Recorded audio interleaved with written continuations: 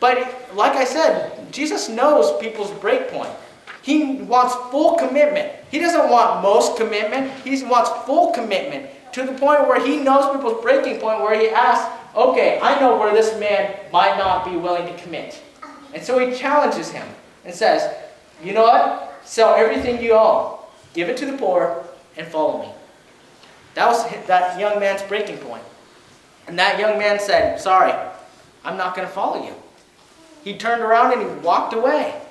He was sad at the commitment level that Jesus was calling him to. You see, I take that example and I think to myself, what's your breaking point, Micah?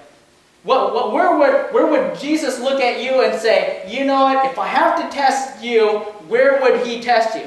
And so I spent this week thinking about this, and I figured the worst possible thing that someone could do to really shake me up is take my wife. You know? Someone put a gun up to her head and say, deny Jesus or I'll kill her. But I thought about it and I thought, you know what? I'm so committed to Jesus Christ that I would say, you know what? Allow her to die. Let her die. And so I went up to Disney and I gave her the scenario. I said, well, what would happen if someone put a gun up to my head and said, you know what? I want you, deny Jesus or I'll kill you. And you know Disney with their happy, bubbly self, she said, oh, I'd let him kill you. And I'm like, well, don't sound too happy about it. But that's the right aspect, though. That's the right concept that says, you know what? I refuse to have a breaking point. I refuse to have a point where not even Jesus, the Son of God, can talk me out of following him. Because Jesus will not talk me out of following him. He'll say, you know what? These are our costs. If you're not willing to have those costs, don't follow me. And I think about that level of commitment. In Revelation chapter 3 in the church of Laodicea, it's a very medicinal area with hot springs that were benefiting people. And they would serve a purpose. But around the town there would be these lukewarm spots where they were the ones that were stagnant in water. They were filthy. They were disease-ridden. Yet God made known, this is actually what you're like.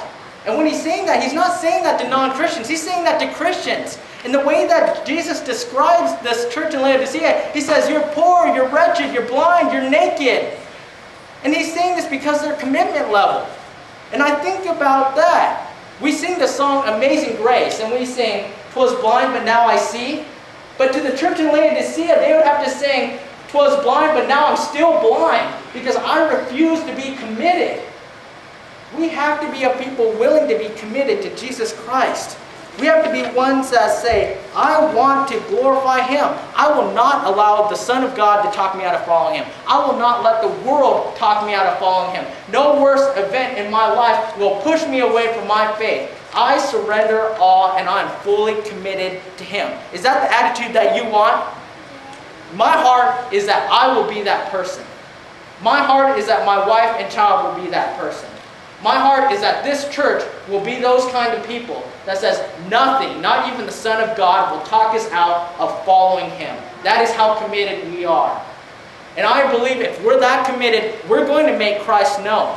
Because commitment has this power to really influence, to shape, to cause people to pay attention and say, there's something about this Jesus.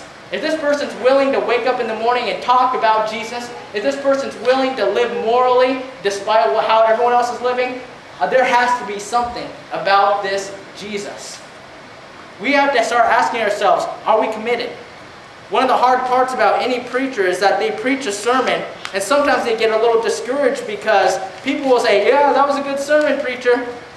But then they'll do nothing about it. They'll do absolutely nothing about it. What are you going to do with this sermon today? How are you going to be committed? Before worship service, I had Dylan and Tyler pass out these calendars. If you have it, hold it up. If you have your calendar, hold it up. I'm going to challenge you.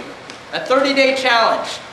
Because like Randy taught us about thoughts and feelings lead to behavior and habits, we're going to start creating a good habit. We're going to do something about this sermon. What I challenge you to do is to pray about this. And this week, I want you to fill out this paper. Every day, write one thing on how you're going to be more committed to Christ. Don't shirk down, don't do easy stuff, but truly challenge yourself. How am I going to glorify God this week? How am I going to grow in my walk with Christ? How am I going to go encourage someone? It may be go and visit a Christian brother. Go and have someone over at your house. And spend time in more in-depth Bible study and prayer. But write something. If we have a hard time filling out this piece of paper, how can we expect the rest of our lives to be fully committed? I want you to challenge you. One of the things we know about insane people is insane people get committed. But I want us to be so committed that people think we're insane for Jesus Christ. I honestly believe that we will make a difference if we're willing to have the commitment level that Jesus first showed us. He showed us that he was willing to endure the cross. He was willing to be mocked and made fun of. He was willing to sacrifice the glory of heaven and give up everything for us. Will you share in that same commitment level? I ask you not only to believe in him, but to have the same level of commitment.